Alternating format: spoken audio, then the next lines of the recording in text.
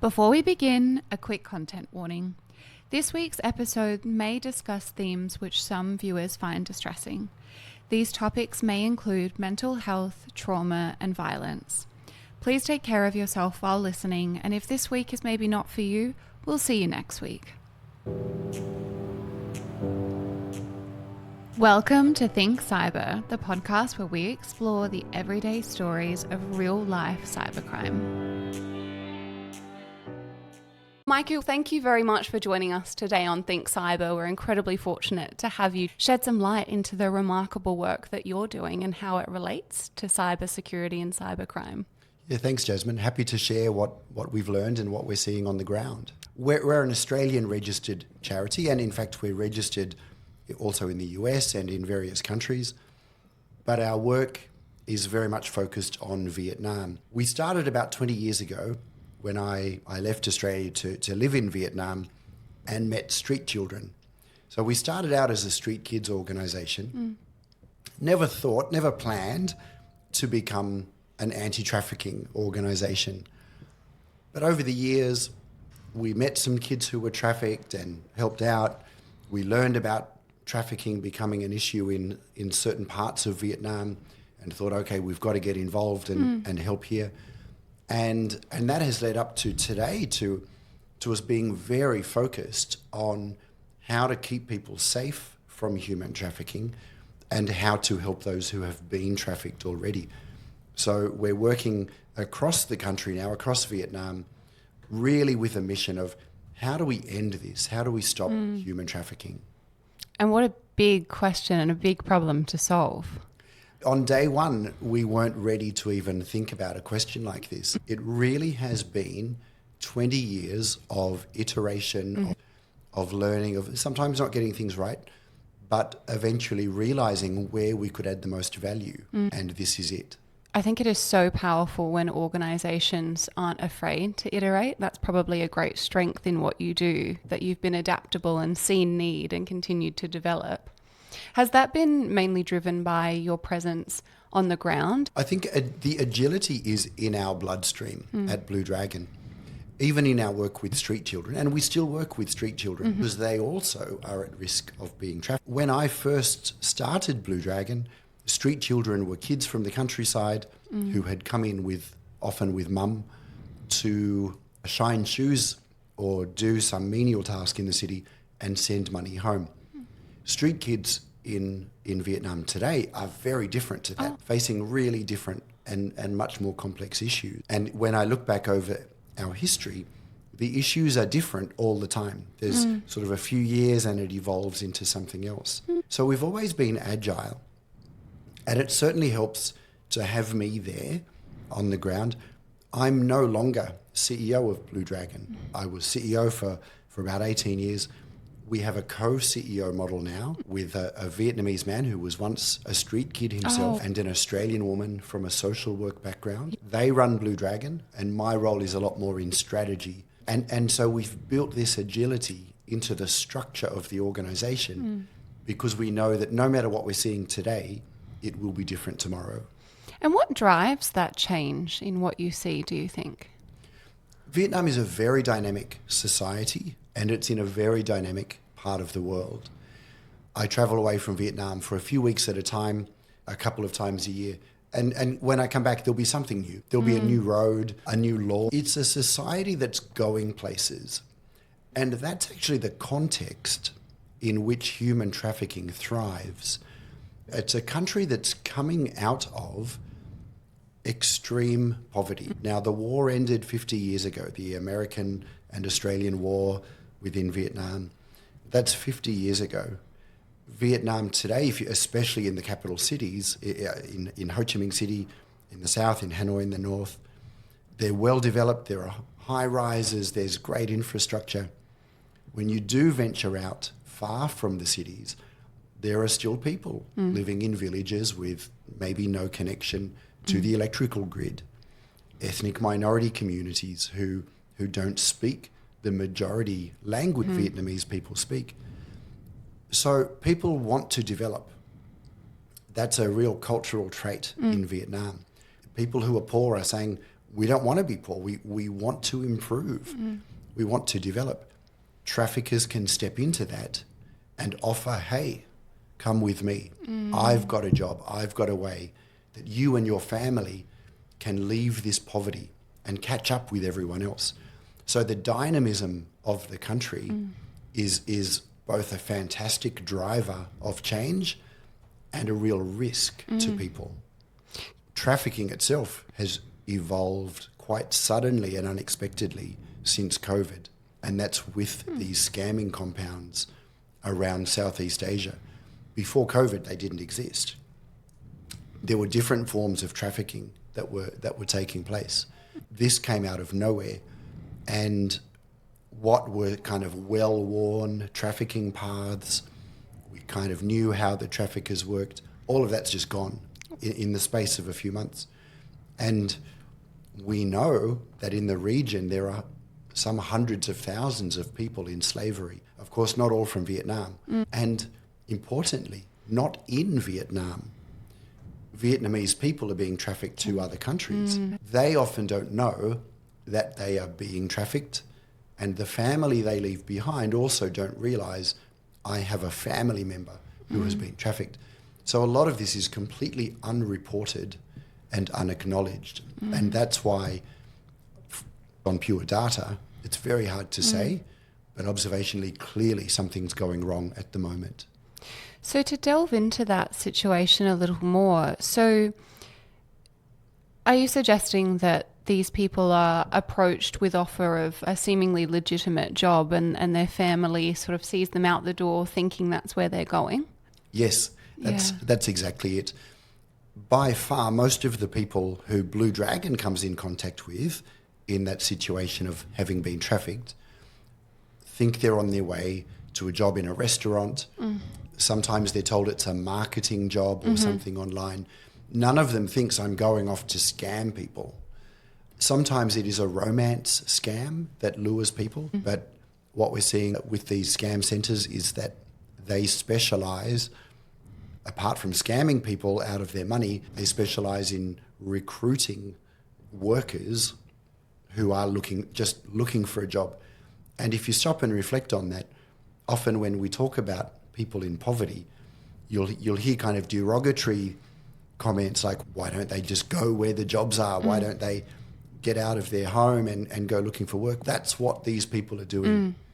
And it puts them at tremendous risk. I think that's an incredible point to ponder. The people who are running these scam centres are recruiting people to work in them using very similar tactics that they use, in fact, to scam people out of money or whatever it may be.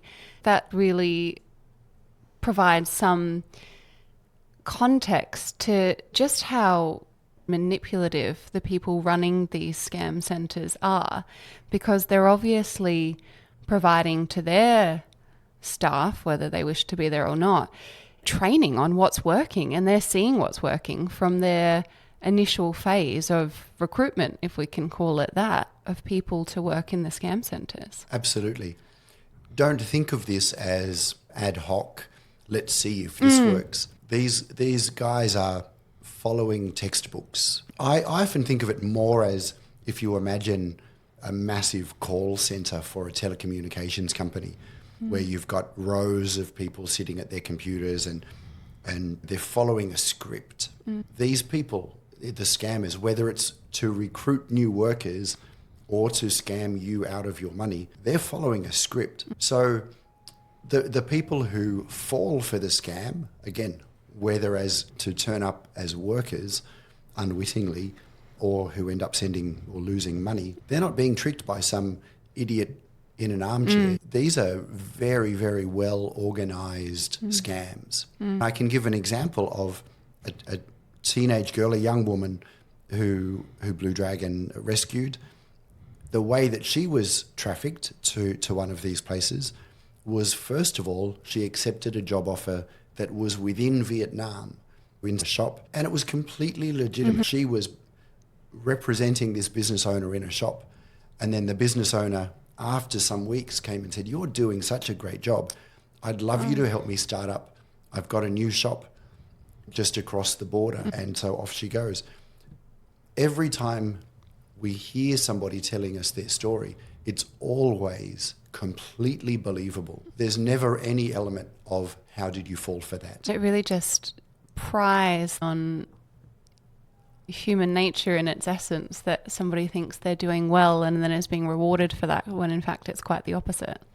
And in fact, if you think about the victim of that scam, you've got somebody who not only didn't make any money, because they're looking for a job to support their family because they've got some dream. Not only have they not made money, but they've ended up being tortured, being abused, seeing terrible things happen. So they come home with terrible trauma that now needs months, years of care and treatment. So they come back in a situation far, far worse than they left. It's a terrible crime that's taking place. It's a really interesting point around trauma. I was speaking with somebody who works with victims of cybercrime domestically in Australia, and something she spoke about is that we don't speak much about the trauma and the emotional impact. Her work is particularly with victims of romance scams, and she speaks a lot about, for 6 to 12 months, this person has genuinely believed that they are in a relationship with somebody, and then suddenly in an instant that person is not only taken away but never existed in the first place. And again, the traffickers, they know what they're doing. They're brilliant. Even worse than, in fact, the taking of money from a victim who may be in Australia or New Zealand, they're forcing someone to commit that crime. So the victims of the recruitment scam who end up working in these scam centres, they are the ones stealing your money. They're not benefiting from it. They'll never benefit. But they also go home with that guilt. I failed my family. Sometimes the victims of the recruitment scam get out by getting their family to borrow money and send that to the scam centre.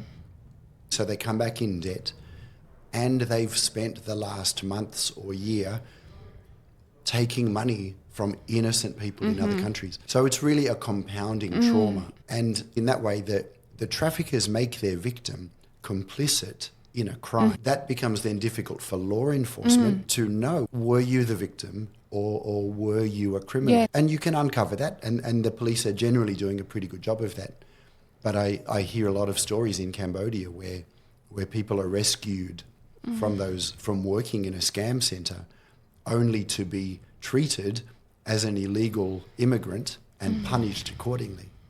The depth and complexity of this issue becomes so evident when you start hearing about just what goes on to make that happen.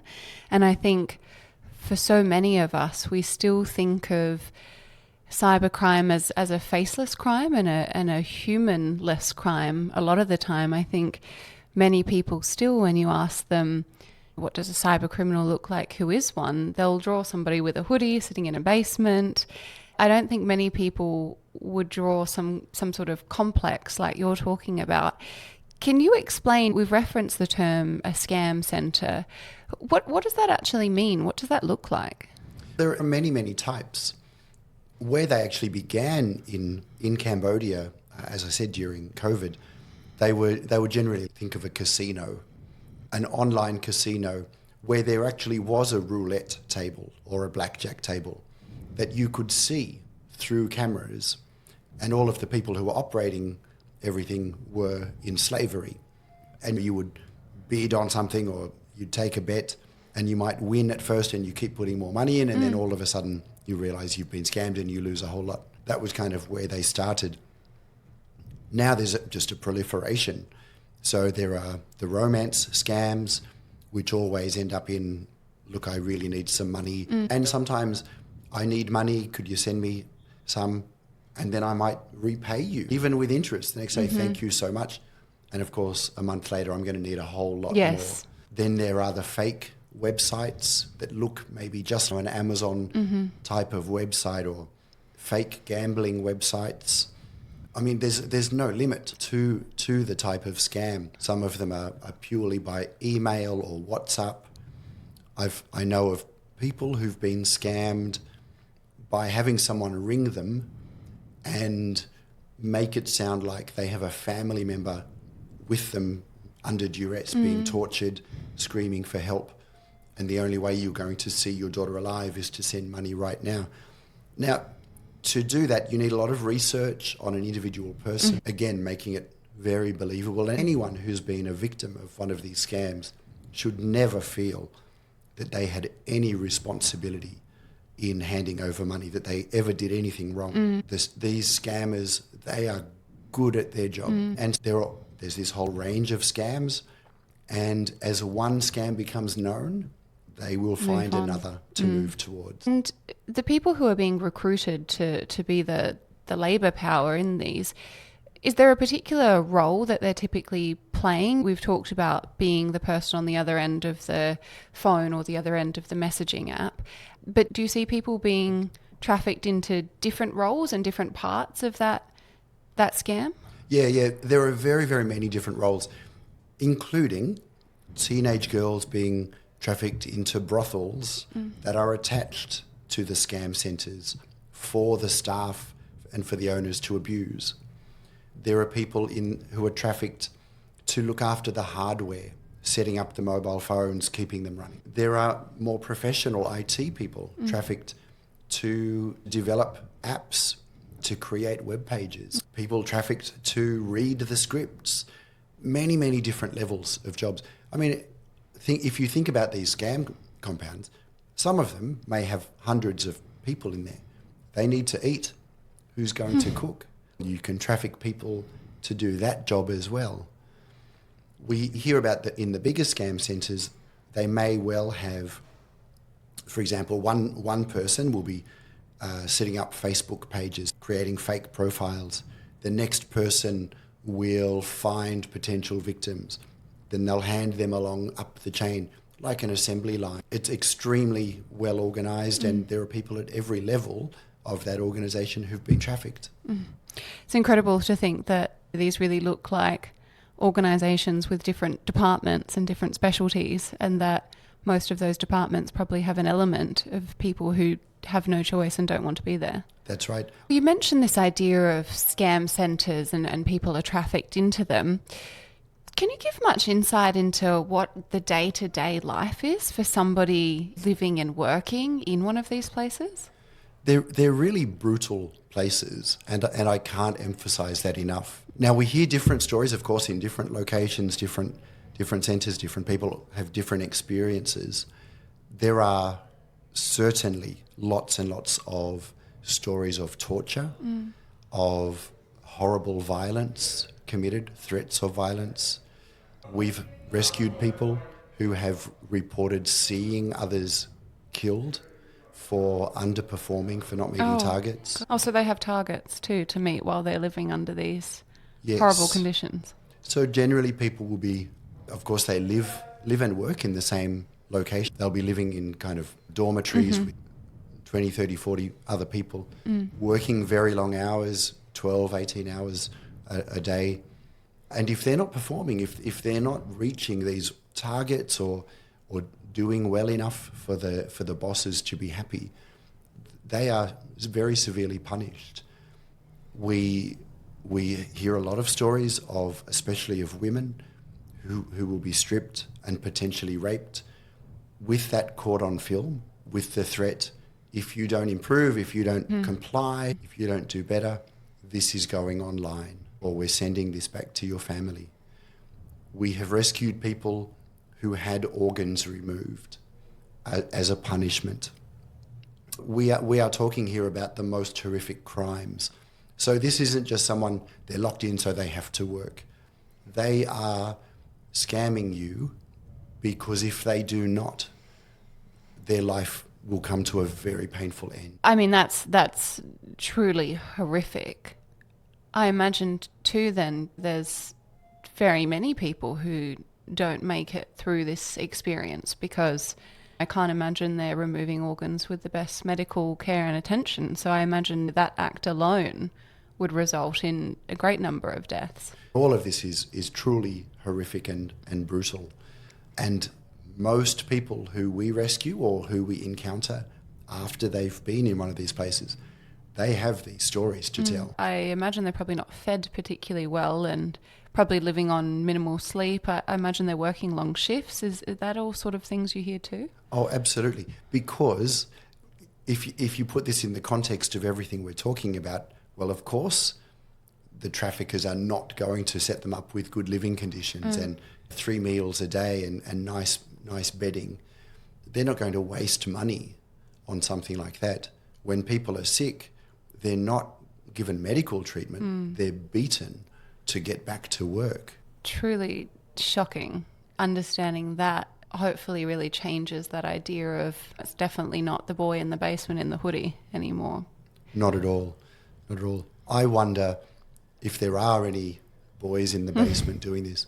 There may well be, but I think when you come across a scam, chances are it's by somebody who is going to be tortured if they don't do that job. So you mentioned people will be there some months, perhaps a year, doing this. You talked about families are made to pay a ransom to have their family member given back to them. How else do people get out of this? I mean, I imagine they're sort of locked in physically too to these areas. Is that right? Often. So in Blue Dragon's work, a lot of our focus is on how to prevent trafficking, but we also do receive calls for help to rescue. Whether or not we can rescue depends a lot on where that person is or how quickly we can rescue them. In some areas, like in Myanmar, the scam compounds are set up in a war zone. You don't need a lot of security in a war zone because where is anybody going to run to? And so people there may actually have freedom to go out and walk around the streets, maybe under guard, but there's very low risk of anyone running away because you're going to run into the jungle and get shot. In Cambodia, the places generally are very much locked in behind very high wire fences, but at times the police might raid a place, or sometimes the compounds will trade staff, and they might do that for their own security purposes, like to make sure no one can find a way to get out, so keep people on their toes. They'll sell their people to another compound, and in transit, some people might be able to escape. There have also been some stories that have made headlines at times because it's been captured on smartphone of kind of groups en masse staging a breakout, climbing a fence. But sometimes those stories end very badly with people getting shot or getting recaught or drowning as they flee across a river. So any attempt to get out is risky. You mentioned just then that perhaps sometimes there'll be a police raid. I think a lot of people think, why doesn't law enforcement do more? Yeah, I have pretty much the same question, actually, Jasmine. In Myanmar, for example, I get it. It's a war zone. The scam compounds are not based where they're not in the capital city. And so the gangsters who set up and run these places are exploiting that weakness in law enforcement. In Cambodia, I'm afraid I don't have an answer to that question other than what you can surmise. The location of all of the scam compounds is known. They're on maps. You can easily find them. Really identified on maps as compounds. There is a newspaper now closed in Cambodia that published a map with all of the locations. They're all known. And keep in mind that one of the tricks of the compound owners, one of the ways they make money, is to eventually let their victims go home in return for payment. How does the person get that payment? They have to communicate with mum and dad. How do they do that? So they're chatting on social media apps, which can reveal their location, chatted with people in these compounds. Knowing where they are isn't the issue. It's whether or not you can get them out. So there is a real issue there. There's a lot more that we could be doing. So we might, for example, look at Myanmar and say, why isn't Myanmar doing more? How are the scam compounds working? A story came out just very recently that a photograph that a journalist has published indicates Starlink satellites on the roof of the scamming compound. This isn't just Myanmar and Cambodia. There's a global, and I don't want to say complicity, because I don't mean to suggest that there's a devious, Starlink is making money from that, but it's either a lack of understanding or a lack of care. The whole world could be doing a lot more about this, and I'm baffled as to why we're not. Yes, I often think back to those wise words. Perhaps it's not with malicious intent, but if that something's going on and you do nothing about it, then yeah, you're just as involved. I mean, that's truly incredible. Particularly knowing that those, because I think I quite imagined that many of these compounds were quite rural and remote, and perhaps not something that was a known location to many, and there would have been all that effort involved. But to know that they're on a map and you can go, oh, there's compound 1 and there's compound 2, that's quite baffling. That's right. And there are also some of these centres in very remote regions of Laos, and they are like you're describing there. Laos as a country doesn't necessarily have the capacity to intervene, and they're kind of chipping away and doing their bit. But it's when you look at the proliferation of these places in Cambodia, or the compounds in northern Myanmar that are getting their electricity from Thailand, or potentially using a service like Starlink, that you can see actually some of this could be stopped. And for whatever reason, it's continuing. I know that prevention is a big part of the work that you do, and I'm really interested to know, what could we be doing more of? Where to from here? Yeah, that's right. I think on that individual level, there's not a lot that you or I or somebody here in Australia being scammed can do. The number one thing that you can do that's helpful is every time there's a scam, whether it's an email or whatever, report it. We need the authorities to be flooded with reports. Yes. How do we strengthen Cambodia or Myanmar or any other country with these compounds to intervene effectively in this? Well, that's got to come government to government. And I think that's really been lacking, and it's almost an easy win. As an organisation, what Blue Dragon is doing, as I say, is about the prevention of this. So we said earlier that what's driving this is people who need jobs. What we're finding is very effective in rural communities where people are being targeted for trafficking is setting up an intervention system that educates the community and helps people find pathways to jobs while dealing with their immediate needs, which could be health or food security or just keeping their kids in school. So dealing with those immediate problems, helping people start farms or businesses or get jobs while educating the community. There's a few layers to that, and what we find is that it's very, very effective. When people don't have to leave their home for a risky journey to somewhere that they don't know, guess what? They don't do it. They only do it when they have to. That's such an interesting point around education. I imagine the flow-on effects go beyond just their immediate family into their community. Would that be shocking for communities, or do you feel like there's a good level of awareness that this type of activity is occurring? Yeah, so in Blue Dragon, we don't even use much the word awareness. And it's because, in a way, like everyone's aware. The missing gap is and you'll hear people say this, oh, I didn't think it would happen to me. I've heard of it, of course, but I wouldn't think it would ever happen to me or to my brother or to my mother. So we think more about in terms of that understanding. And yes, it is a shock to people. Vietnamese culture, as with many Southeast Asian cultures actually, there's a lot of, you'll hear of it spoken as being about saving face. Not everyone wants to admit when they've got a problem. Not very unlike here in Australia. And so it can be a real source of shame for people, and they might not want anyone to know what actually has happened to them. You leave your home and go to work, people expect you to come back as a success. Sometimes the traffickers will even exploit that by making someone who they've trafficked sitting there on social media, attracting their own friend to come. I've got a great job in Myanmar and I'm earning so much money. Why don't you come? Using their own personal Facebook page or social media. And they're doing it under duress. But again, that person now has become a trafficker under the eyes of the law. The traffickers know once you're complicit with us, you can't report us, you can't complain. So it just gets more and more complicated. It becomes confused. Was this person a victim? Were they a trafficker?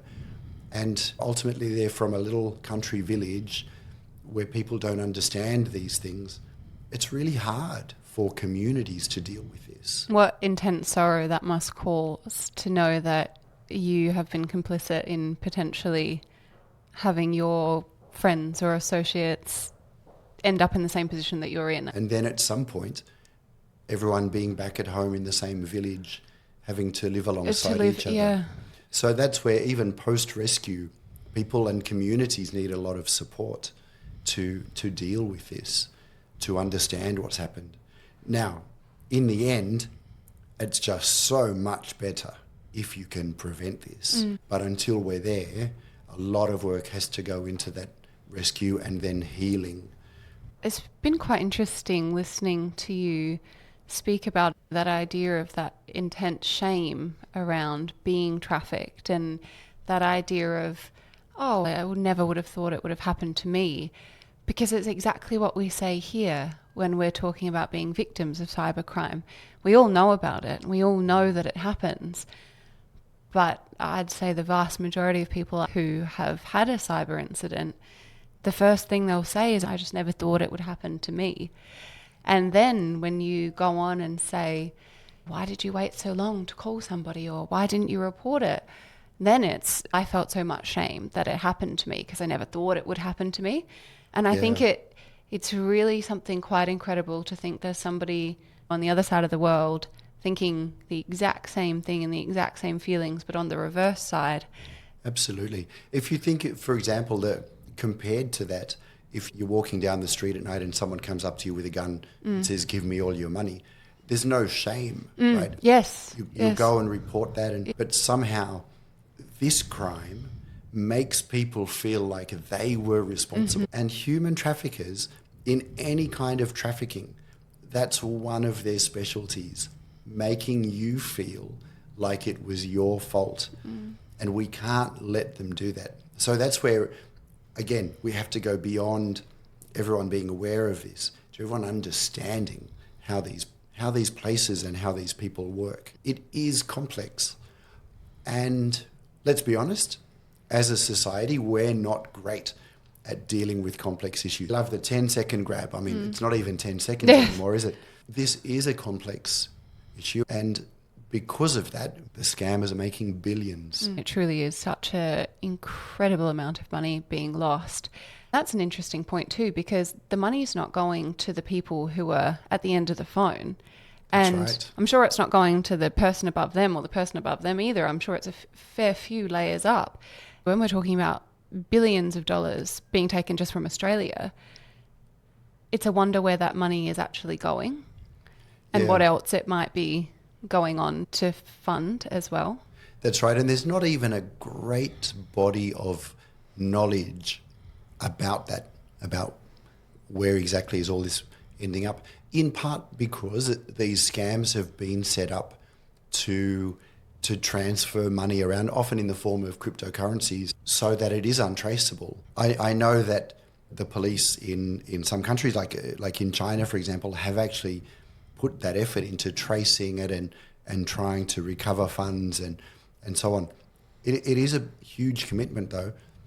But I think you've got a good point that the amounts of money that we're talking about now certainly warrant a much larger effort to deal with this. You said before that prevention is the biggest opportunity to disrupt this.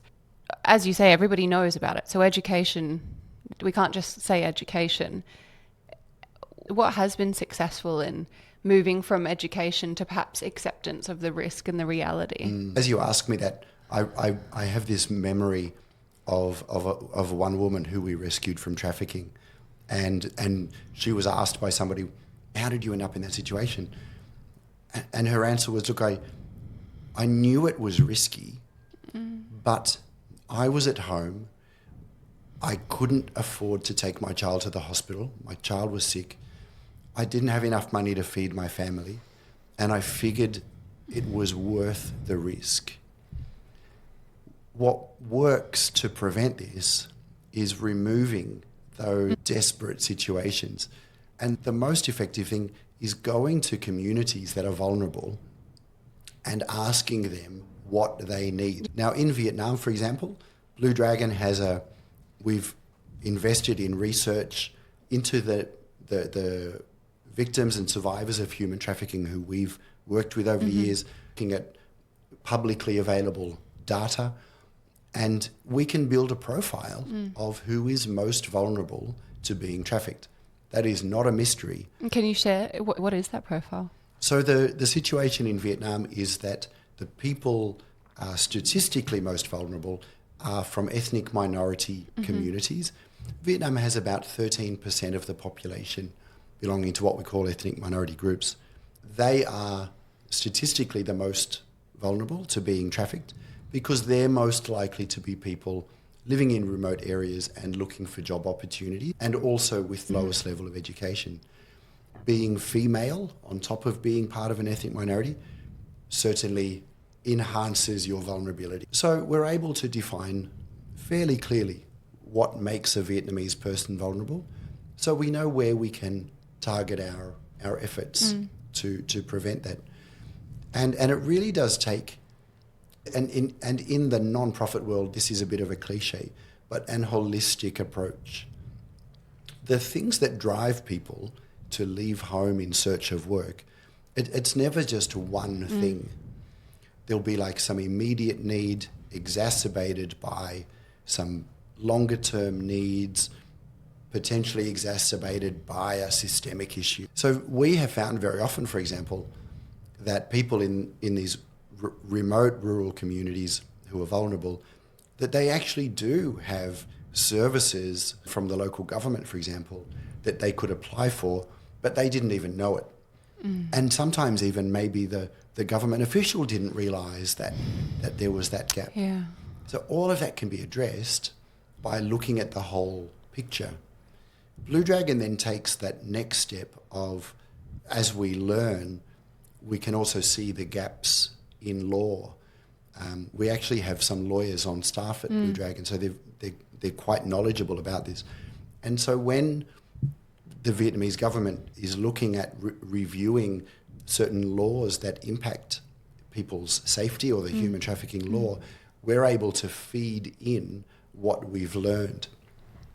A really good example of that just recently is that Vietnam's law on preventing and combating human trafficking has just been revised. The implementation hasn't started yet. That's a few months down the track. But it's actually a fantastic law.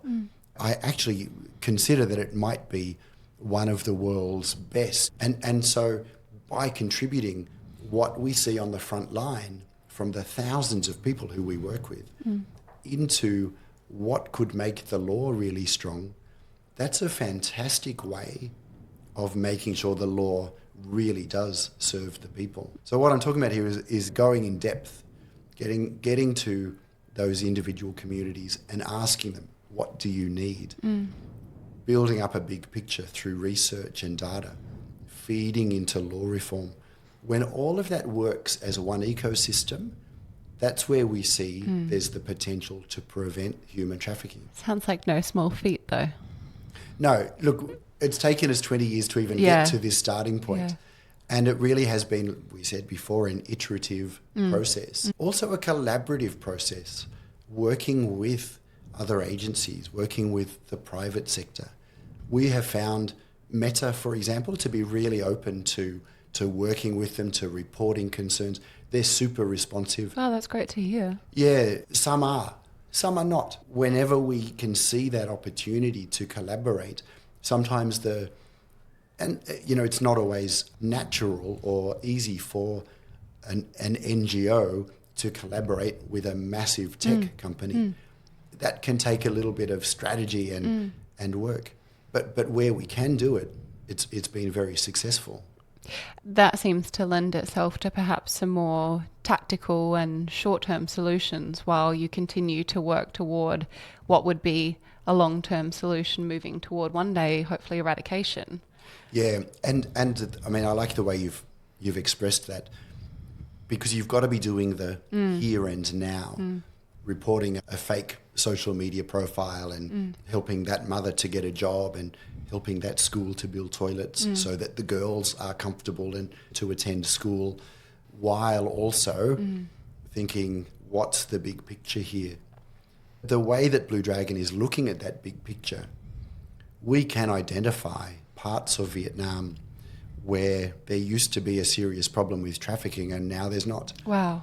And so we've thought that if we could do that there, could we take it to this other place, this other part of Vietnam? And yes, we're finding success. That's a testament to everything that you've been doing and working on, to know that you're nearing that point that you can say, here it is, and this is what we need to do. Yeah.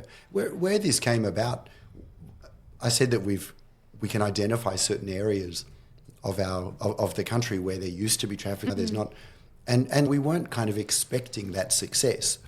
It was more like looking back, we would sort of have these discussions about, that's really stopped over there, hasn't it? Okay, so what should we do now? Where do we go next? Thank you so much for your time, Michael. I think this has been such a revealing conversation. If there was one thing that you would want the listeners to take away from this conversation, what would it be? Don't blame yourself. Do not feel bad if you have been the victim of a scam.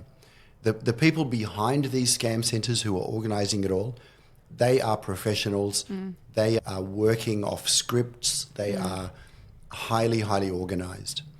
Do the only thing you can do, which is report, whether it's a suspicion or you're actually concerned that you've been scammed. Report that. Just do not blame yourself.